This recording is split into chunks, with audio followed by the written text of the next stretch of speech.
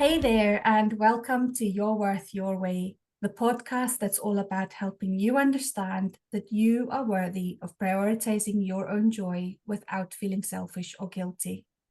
I'm Debbie Lucas, the Joy Alchemist, and each week I'll be bringing you honest, heartfelt conversations with incredible guests, coaches, thought leaders, and soulful humans who'll share their stories and insights on self-worth, confidence, personal growth, and how to create a life that feels authentically yours.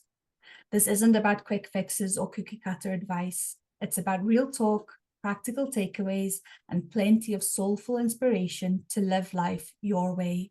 So grab your favorite cuppa, get comfy, and let's dive into today's episode. Today, I am joined by the very inspiring Brooke Bownes, an accredited trauma coach, therapist, and global #1 best-selling author. Brooke works with ambitious women who are struggling with feeling stuck and have blocks that are holding them back, helping them to find their power, confidence, and release any limiting beliefs. And today we'll be diving into inner child work, how to change the stories that hold us back, and how to work on your confidence. Welcome, Brooke. It's lovely to have you on the show today. Thank you. Thank you for having me. I really appreciate it. So I know a little bit about you. We've been connected for some time and I know about what you do, but please tell my audience and the listeners a bit about your story and what led to the work that you're doing right now. Yeah, okay, no problem. Well, as you said, I'm a coach, a therapist, a best-selling author, and a speaker. And I got there because my life wasn't always that way. I actually grew up a very scared, unconfident little girl with no self-esteem. And to give you a little bit of my backstory, this sounds quite traumatic because it was traumatic, but I've actually healed from it, so I can talk about it quite openly. And I find that the more open I talk about it, the more it actually helps other people to realize, oh my goodness, it's not just me. I'm not alone out there, because so many women feel alone, and men do as well, but particularly women. So I grew up with a narcissistic mother, and my life even started off quite traumatic because I was actually born with a cord wrapped around my neck, and it causes complications, and my whole right side was weaker than my left. And the doctor said that I would probably never walk, and if I did, I would never ride a bike or run. Wow. And obviously having a narcissistic mother, that didn't go down very well because she wanted the perfect family. And she openly said to me daily that I was worthless, useless, I'd never amount to anything, and I should have died at birth. So as you can imagine, growing up, I didn't have a great belief system. And I did eventually learn to walk because I didn't get that memo. The doctors told my parents when I was a baby, and I didn't obviously get that memo. And it was a bit later in life. And then we went back to the doctors, the consultants in the hospital, and they were absolutely amazed because I was born like in the late 60s. So like that was what the doctor said, and you just had to kind of take it on the chin. But we went back there and they said, that's really great, but she's not ever going to be able to run or ride a bike because her right side isn't going to be capable of like holding the handlebars or pushing the pedal. Or if she runs, she's going to lose her balance and fall over. But my mum was always saying to me, I wish you were normal like all the other kids. And to me, but well, if I learn to ride my bike, I'll be normal like the other kids, and my mum will love me. In my little mind, that's how I kind of like worked it out. So I remember looking up at the doctor, and I felt like I was stood there with like, like the 4-year-old in a Batman t-shirt with all the confidence. And I stood there with my hands on my hips saying, I will ride my bike and I'll bring it back and show you. And the doctor said, you do that then? And he looked a bit like taken aback. And he was an older doctor as well, I remember. I even remember his name, but I won't mention his name.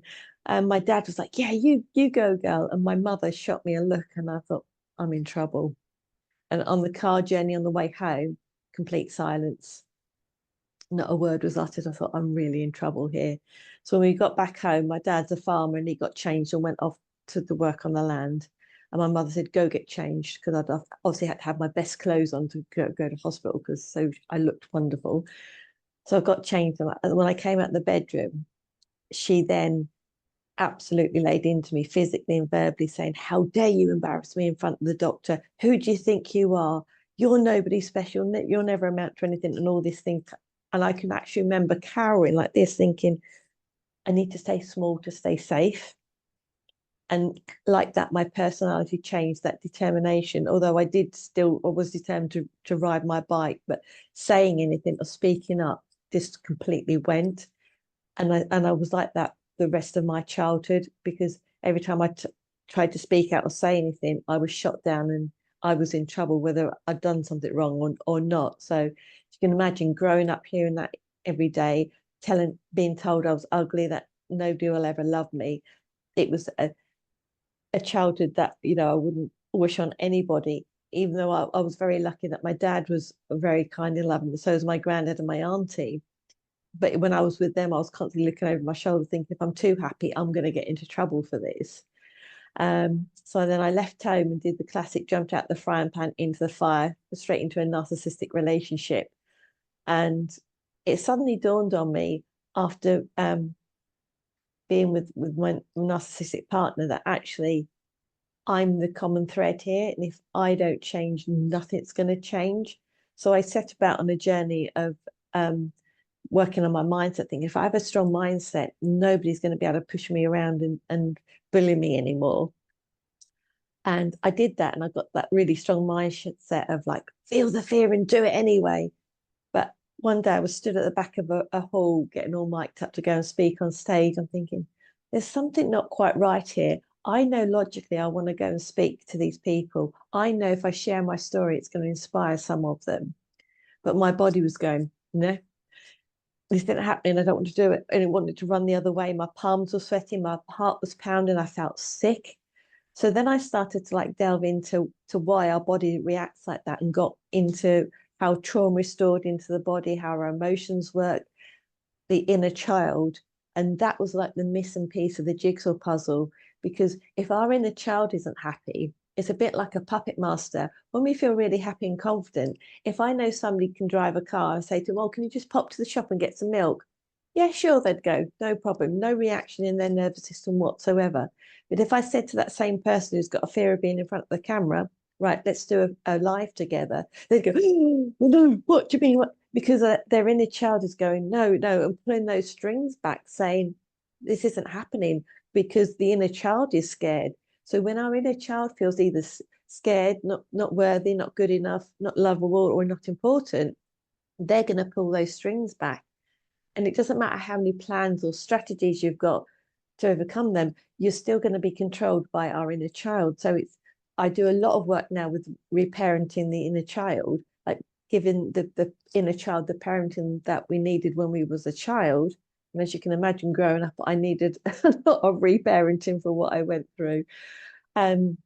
Thankfully, having my dad and my granddad and my auntie made me realize that not all adults were like my mother. And it took me a long time, because a lot of people kept saying to me, oh, you really probably should have some therapy for what you've been through. And I was like, nope, nope, nope, I'm surviving. I'm fine. Because I was too scared, and my inner child was too scared to open that box to like reveal whatever was in there. But a wonderful thing about doing the inner child work and how I work with my clients is we only deal with what you can cope with at the time, and just do it in, go with your pace and go very, very slowly. And it's a big fear. And I get it when people say that to me, because I didn't want to open that box. Like, okay, well, whatever I've pushed to one side and blanked out, that's fine. It can stay in that place. I don't want to bring it to light, because I don't know if I'm going to be able to handle it.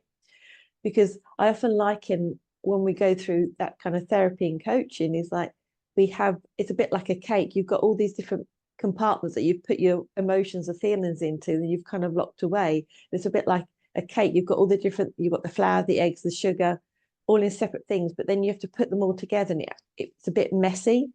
And that's what happens. We kind of like open those boxes, and they can get a bit messy. And with me, it was like a tsunami of tears, because as a child, I wasn't allowed to cry, because if I started to cry, the saying was, stop crying or I'll give you something to cry for. And I knew what that meant. So I just held back the tears and never cried much as a child.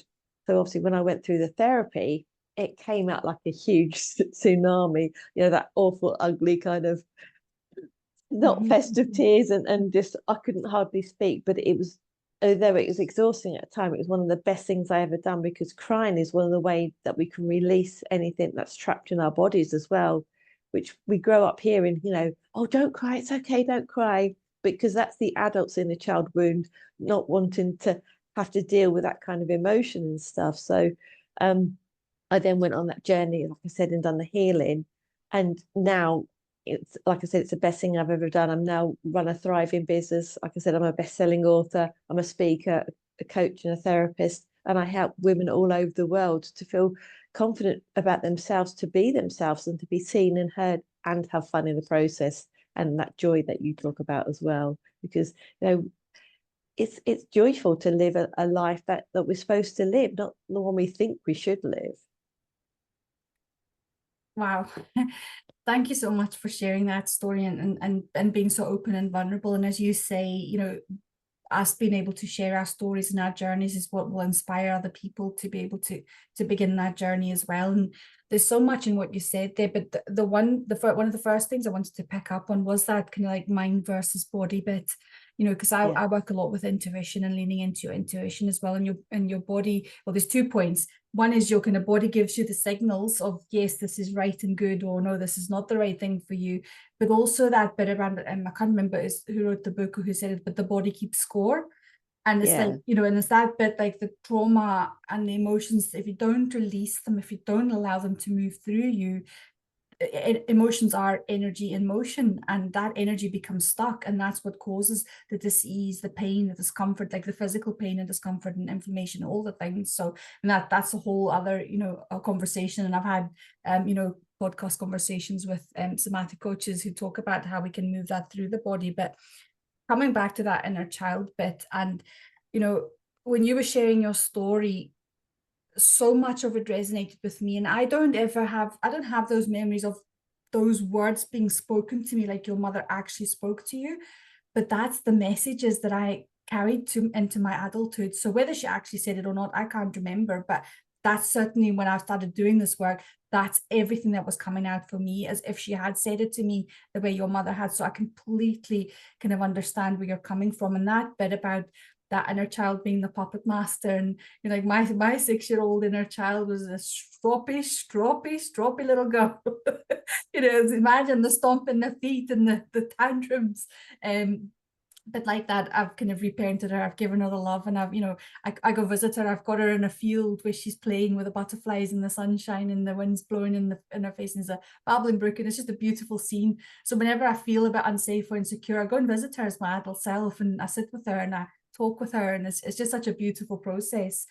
But I think, like, one of the other things that you said there as well was like going slow and only dealing with what you feel safe with in the moment. And I think the inner child parenting journey, and I'll come back to your process on that, I think that's so important, because, you know, again, if we're trying to force our inner child healing through a fast process or at a pace that we feel we need as adults, that's going to create more unsafety or feelings of not feeling safe. So can I talk us through a little bit about, like, what process would you take someone through, you know, to kind of like meet their inner child if they've maybe not done this work before, to start with? Yeah, sure. And it's all about, you know, you've got that famous book, Feel the Fear and Do It Anyway. Whereas I'm more like, feel the fear, process it, then go on and enjoy doing whatever you want to do. So what I do is I actually get them to connect with their inner child, whether it's getting a photograph of their inner child, or bear with me 1 second, or have an actual toy as such that represents your inner child. This is my little, I don't know why it's a squirrel, but it is. So he's like, and what I get them to do is actually imagine they're sat beside them like a little 5 or 6-year-old, and I get them to imagine what their facial expressions are and what they're dressed like, and I ask them questions like, ask your inner child what they're feeling right now, and we go through this like a lot deeper process than that, but really like to connect with their inner child. And mostly people feel a bit strange doing that to start with, like the first time, because it's like a very unusual thing to do. But our inner child can tell us so much. And I work a lot with internal family systems, whereas we have these protector parts. So if you're quite an angry person or frustrated, but you don't know why, it's because it's a protector part that the inner child has brought in to protect them, because they're too scared to do whatever it is that you want to do.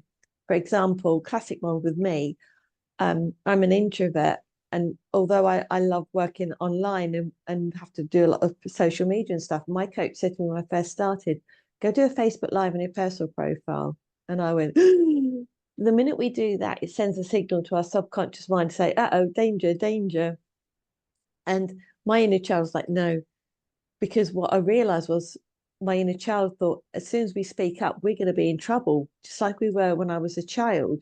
So I procrastinated. My inner child brought in a procrastinating part to get me to procrastinate, because even though procrastinating was painful because it wasn't helping my business, I knew if I talked about these on Facebook Live, it would help my business grow.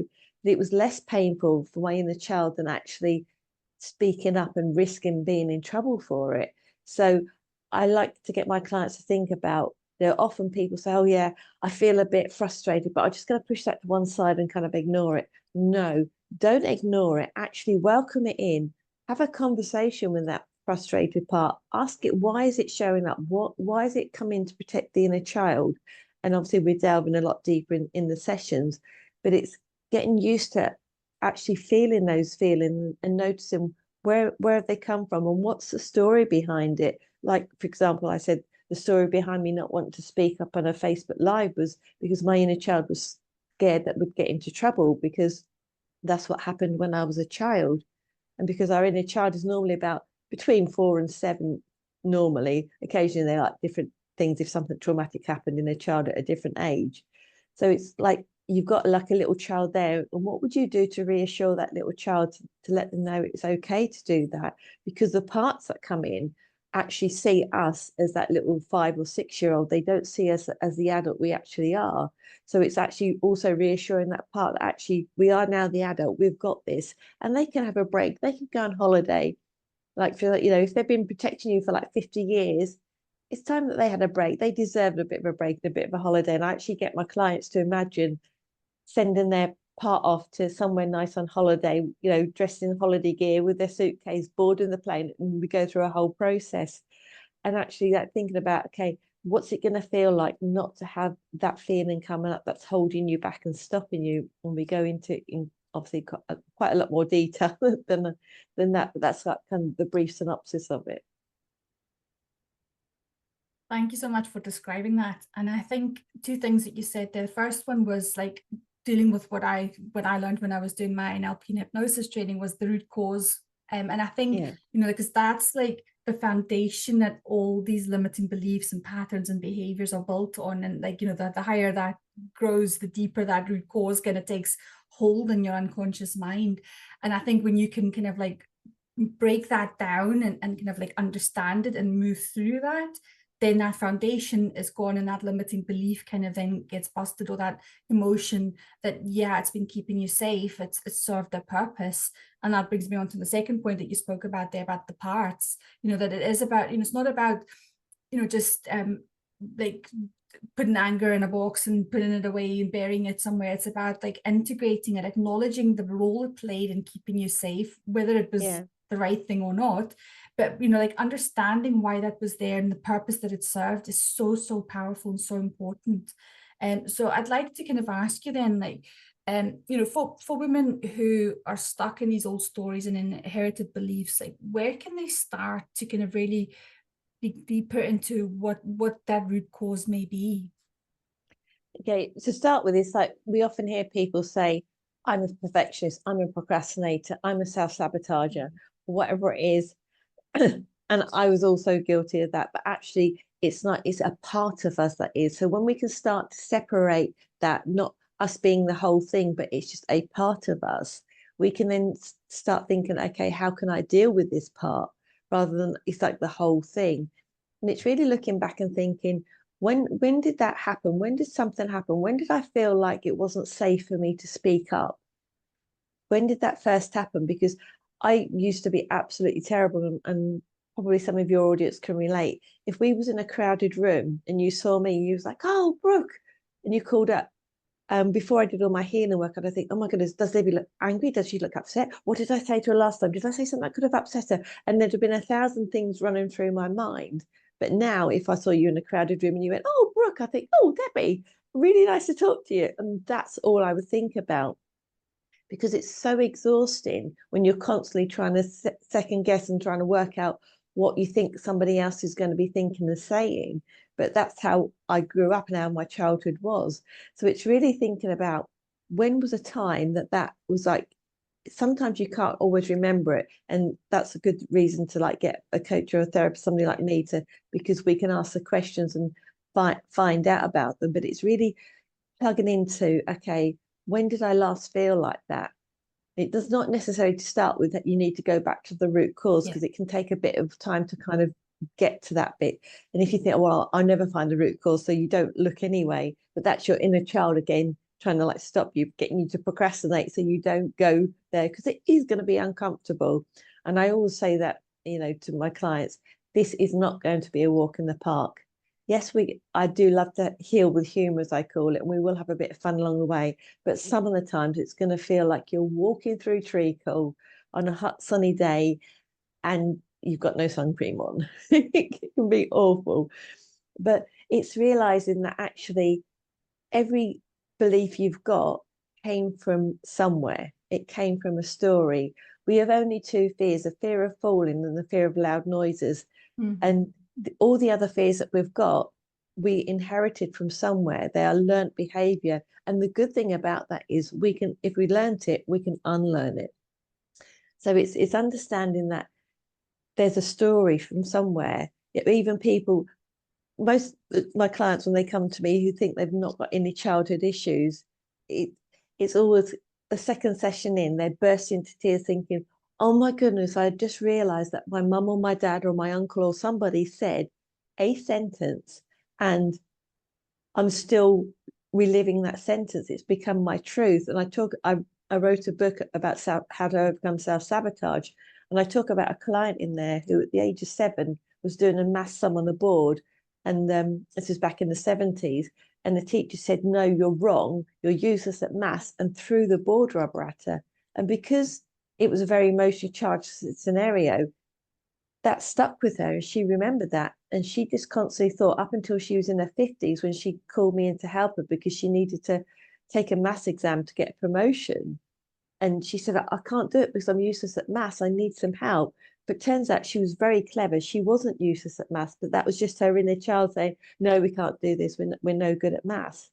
And it's quite ironic with that one, because she had to do a maths and an English exam. I said, would you want some help with your English? She went, no, I'm good with my English.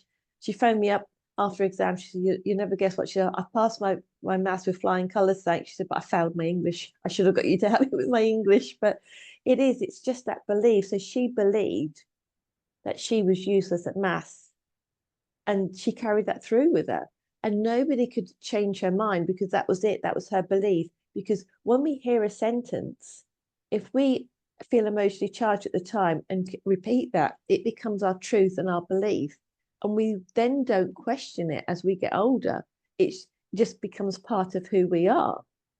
You know, and even now I do that. At the end of March, I went on a clowning workshop just to stretch me out my comfort zone. And I always said before then that I'm not a funny person, but I like to have fun. Turns out I went on this clowning workshop and I was like 90% out of my comfort zone. And I actually made people laugh. So actually, yes, I am a funny person. So, you know, even, you know, as an adult, we still always got, you know, we're always a work in progress about different things, but it's the beliefs that hold you back and stop you. Me not believing I wasn't a funny person didn't stop me doing the things I wanted to do. But if you've got a business and you want to do Facebook Lives, for instance, or go live on LinkedIn or do videos to help your business, but you've got this fear of being in front of the camera and it's holding you back, then it's something you need to like work on and look at, and like, where has that come from? Because that's a childhood wound that you've got from somewhere. And often it's from, because people say to me, yeah, but my parents were wonderful. They weren't like your mother. I'm like, that's great. I love to hear that.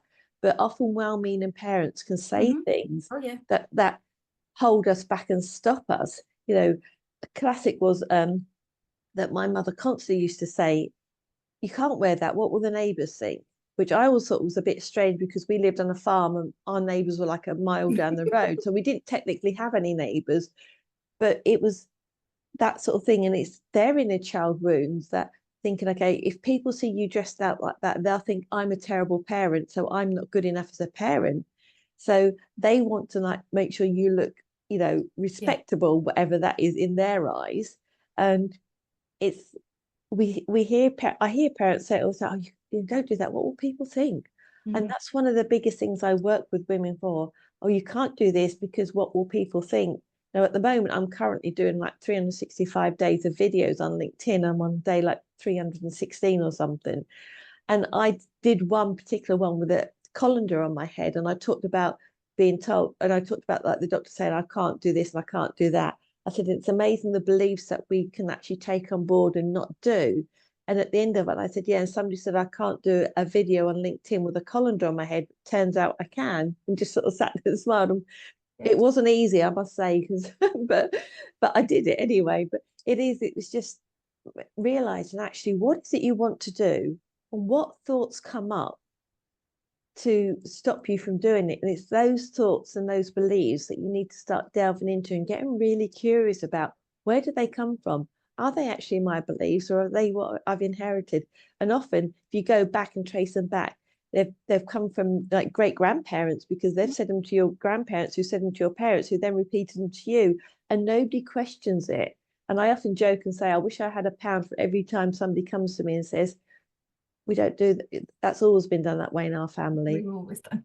Yeah, it's like, well, does it work for you? Well, not really. So then why are you still doing it? You can change it. And it's like that light bulb moment comes on, like, oh my goodness, yeah, I can change it. I don't have to do things. Because what worked with our great grandparents isn't necessarily Life is going to work very, with very us. different then as Yeah, well. even with our parents Yeah. sometimes, because things are so different.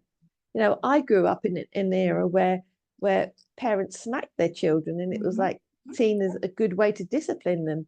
But with my children, I didn't smack my children. It's just, and nowadays it's just unheard of sort of thing. So it's it's thinking about, does this work for you right now? And it's not about blaming your parents or your grandparents or your aunts or uncles or your teacher, whoever. It's like how you feel right now and what you want to do to move forward to get to where you want to go in your life or business.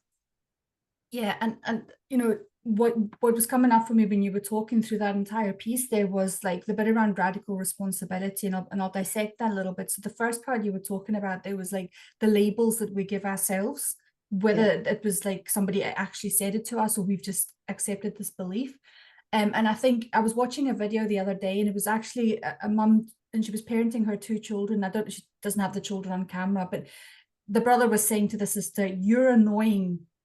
So he was labeling her as being annoying, and she was saying to him, no, don't give her that label. You are annoyed because she is doing X, Y, and Z.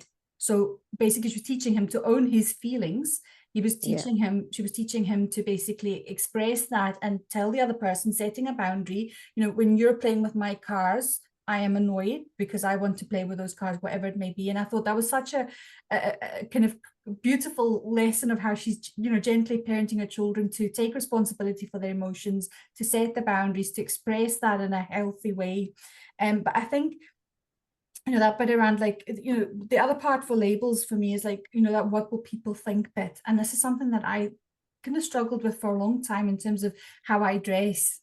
And I very much choose comfort over style every single time. And, a lot of people, not a lot of people, some people in my world have commented to me before, like, like, well, when you step into business, like you need to show up as the CEO, you need to dress as this person who is successful. I'm like, well, what does successful look like, and why am I dressing to impress someone else? Why am I dressing to prove that I am good at what I do, that that I am successful, when it's all about my inner work and my inner world.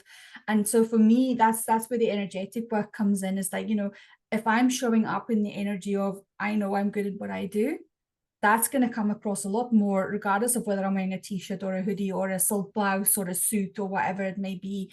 And I think that's so important. And I think, when we can move away from the external and the pleasing other people and the expectations and all the bits that we have kind of learned over time, and we start turning inward and working on ourselves and accepting radical responsibility for, the times when we are triggered, when those, kind of negative emotions in air quotes come up, the anger, the frustration, when we can accept that as a mirror of what's going on in our internal world, that shifts how we show up in our relationships and with people.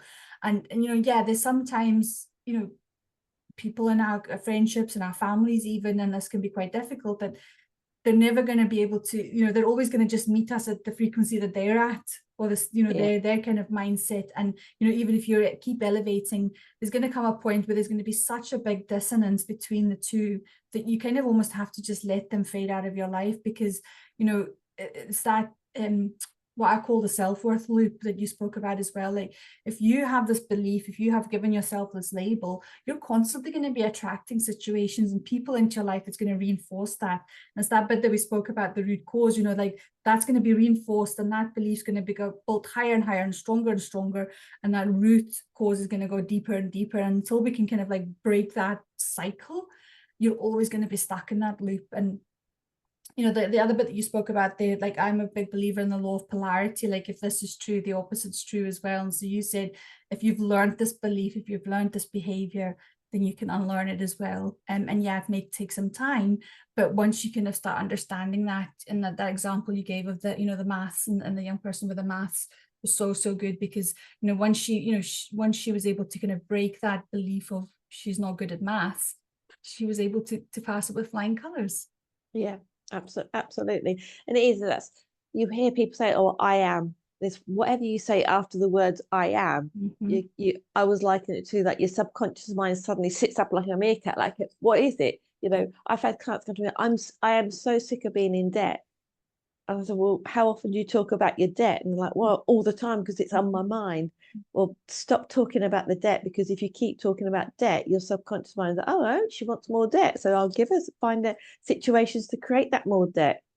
And it's a bit like the example of, like, if you decide to buy a certain make and model of a car, a certain color, you suddenly see it everywhere, because it's like that you're thinking about. And it is really how you talk to yourself and what you say to yourself. Myself, like I said, my self-talk used to be, I'm useless, I'm worthless, I'll never amount to anything. And I didn't, you know, and I would attract people in my life that weren't very healthy for me. But now I wake up every morning and I say, I'm amazing. It's an amazing day, and something amazing is going to happen. So my mind is looking for amazing things to happen, because I've said it for years now, and it's really trained that way. And, you know, tonight when I go to bed, I will talk about my gratitudes. And one of the things I'll be mentioning is like being grateful to come on your podcast.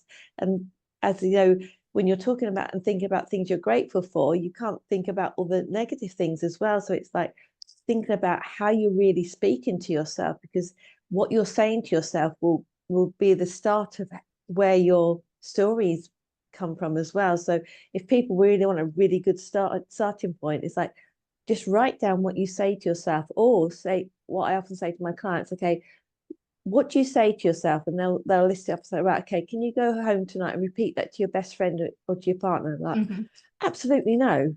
Well, why not? Well, because that's awful to say to somebody, but we say it to ourselves all the time. And I'm very big on doing like pattern interrupt things. And when we say things like that to ourselves daily, all the time, that's become, again, it's that belief system. It just embeds that system even more and even more. You know, so many people, oh, I can't possibly do that.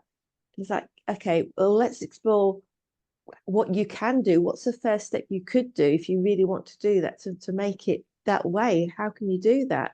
You know, like when I first announced I was going to do 365 days of videos, people said to me, how are you going to come up with all that content? Now, if I'd have thought to myself, I need 365 days of content, my inner child would have gone, whoa, no way. But actually breaking it down into small chunks, okay, I'll do one video for one day. And that's what I've done for like 318 days now. So, you know, and I haven't had to think of 318 bits of content. I've just had to think of one content for one day. And it's breaking it down into those manageable chunks and realizing, oh yeah, actually I can achieve those things. So how I work with my clients is, we do the research and find out the story, we rewire their thinking, and then we reinforce it and put a plan together to help them to move forward, so they're not stuck in that backward loop of, yeah, I can't do that. So actually, and the great question to always ask yourself is, what can I do? And like, whenever and it's probably mostly the work I've done with myself, but if other people say it to me as well, is like, I always add yet to the end of the sentence. I don't know how to yet, because, you know, we weren't born learning to drive cars. We weren't born knowing how to drive a car. We weren't born knowing how to walk. We learned you know, if anything is possible now. Yes, you know, I would love to be able to say I can fly a rocket ship into space. But it's not my major interest. It's not, you know, that's not, but it's possible. I could go and learn how to do it. You know, like that's how I learned how to create my website, how to, you know, all the, you know, things, change a tire, whatever it is I need to be doing.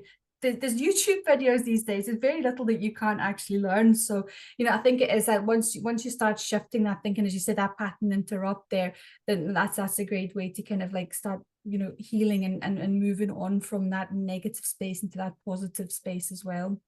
And also, as well, you talk about joy, what brings you joy and what doesn't. Mm-hmm. Now, I used to really, really hate tech and have the thing about doing tech.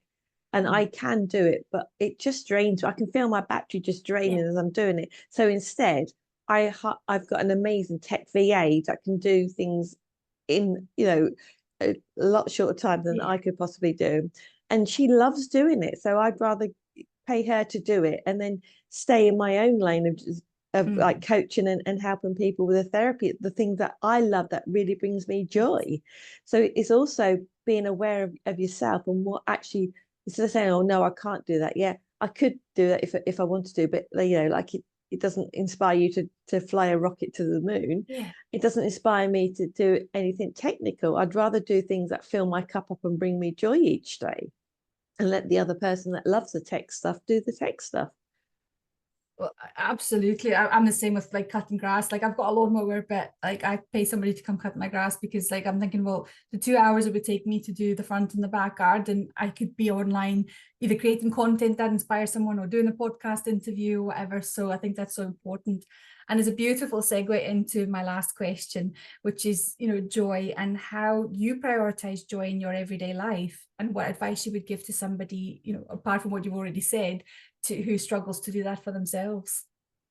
Well, self-care is a huge thing for me, and that really does bring me joy. So one of the things I do is before I do anything else in my calendar for the week is I put all my self-care in. I love being out in nature and going for walks. So I put like half an hour walking at lunchtime, and I do two like shorter walks in the morning and in the afternoon. And it's doing things that I love to do that I know fill me up. And it's like I've got a great little exercise. It's called like energizer and drainer, and it's like just do a list, put a line down the piece of paper on one side energizer and one side drainer, and work out, you know, the people, the places, the things, and the habits that energize you, and on the other side all the ones that drain you. And it's okay, you don't need to show this list to anybody, so you can put whoever down you want to, and then spend more time in the energizer side, and on the drainer side either delegate or delete Mm-hmm. them as well, or restrict it as much as you can. You know, if it's a family member that you have to see, you know, restrict the time if they're a bit of a drainer.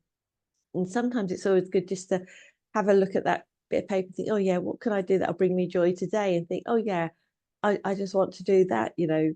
Like Sunday, for example, I'd had a really busy week last week, and I'm an introvert, and I'd kind of went on a workshop on Friday, and I'd done a lot of peopling. So I just sat quietly in my house, curled up with a book, and then went outside and played with my dog for a bit. And it just, I could feel my cup filling back up again and being re-energized, and it was just what I needed. So is it thinking about what you really love to do, what fills you up, and even if you can only do it for 5 or 10 minutes, that 5 or 10 minutes will boost you, and you'll be much more productive than trying to like plow through the day without having any joy in it at all. I love that so much. And that's, you know, pretty much how I live my life as well. Now, like the times where I feel like, oh, I just need to push through this is like, whoa, stop, go and do Yeah. something that brings enjoyment. And, you know, thank you so much for sharing your story and your insights. And I think the one thing that stood out, there's so many, but like just what you said there at the end is like putting self-care first. Like, you know, Yeah. that's the non-negotiable. And it's the same, like there's this, you know, when you're working with money, like always put the savings to go out immediately when you have your money coming in, because you won't miss it. Whereas if you leave it to see what you've got left at the end, you're probably not, Yeah. you'll have spent it because it's in the account. And it's the same with self-care and your energy. If you prioritize that first and fill your cup up first, then you've got the energy to move forward through the rest of your day and deal with the energy draining things that you can't delete or delegate. So thank you so much for that. I'm sure that my listeners will want to find out more about you and what you do. So what's the best place for people to find you and learn out about your work? I hang out mostly on LinkedIn or Facebook, and they can email me at brookebownes.com. I'll give you the links if you haven't already got them. And I do actually offer a complimentary 20-minute call if anybody is listening and thinking, oh, that's triggered something, feel free to reach out, and there will be no sales pitch or anything there. It's just a complimentary call to help you if you're wondering what belief it is that's really causing you to be stuck on something, then come and have a chat, because in those 20 minutes, we didn't talk about why I'm called the breakthrough queen, but I'm very quick at finding out what people's beliefs are that they're stuck on and help them to break through it. So yeah. Amazing. And I'll add all the links as always into the show notes as well. And I think just one final point from me, coming back to something you said earlier, there's bits that we can do ourselves that can help us go so far. And even myself, as who's now got experience, I've got 23 years in social work, I've done all my training, I've been working as a coach. There's only so deep I can go for myself, because the ego kicks in and the inner child wants to keep you safe. So having somebody like you or myself or any of my other guests who can take that level deeper and really kind of create that safe space is so important. So please take Brooke up on our 20-minute call, because you'll get so much from that, even if you've seen the value that she's offered today in this interview. So thank you so much, Brooke. It was a wonderful conversation. I've had a great chat with you today. Thank you for having me. I really enjoyed it too. Thank you for tuning in to this episode of Your Worth, Your Way. I know that you'll be walking away feeling inspired and ready to embrace your worth and prioritize your joy. If you love this episode, I'd be so grateful if you could leave a review and share it with someone who needs a little bit of encouragement today. And don't forget to hit that follow button so you never miss another episode. And you can connect with me, find out more about the podcast, my guests, and what I do at debbielucas.me/links. And if you don't already, follow me on your favorite social media platform. I'd love to hear your thoughts and continue the conversation there. And until next time, remember that you are worthy exactly as you are.